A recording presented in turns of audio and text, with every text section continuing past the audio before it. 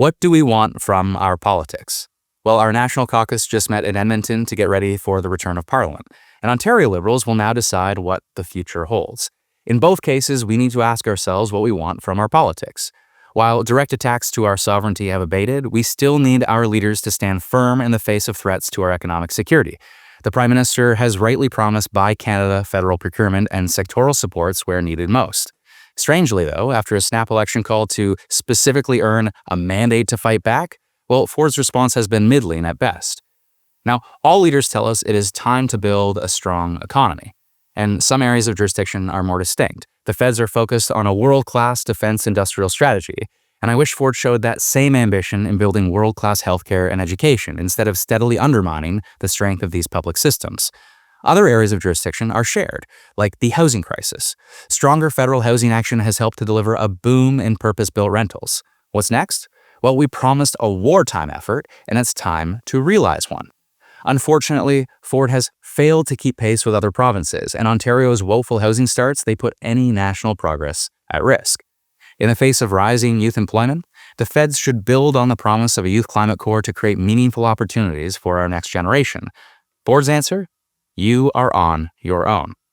Now, when it comes to keeping our communities safe, the federal justice minister recently outlined action on bail reform and more, recognizing the need to both protect the presumption of innocence and to protect the public from repeat and violent offenders. But law reform is only part of the picture. Delays and an under-resourced administration of justice, those lie at Ford's feet. Now, as we work to address today's challenges, and there are many, we also need our leaders to act in the best interests of our collective future. At the national level, we promise to make Canada a clean energy superpower. From an east-west transmission grid to approving critical mineral projects to methane rules and a stronger industrial carbon price, there is a lot of work ahead to realize the opportunity of a clean transition. Again, we can't do it if our largest province is missing in action. Fossil fuels now power 4 times the electricity today in Ontario than they did when Ford took office, and it is set to get worse. Cost-effective wind and solar, an afterthought. And for all of the tough talk on Fox, we procure 75% of our natural gas from the United States. Wasted tax dollars on private spas are one thing, they're bad, but mismanaging our energy needs will be a much bigger cost for all of us in the end. So, what do we want from our politics? Well, hopefully, the answer is serious ideas and substantive action. A willingness to draw a sharp contrast where needed, yes, but that will also paint a positive picture of who we are, our goals for a more just society, and how we plan to get there.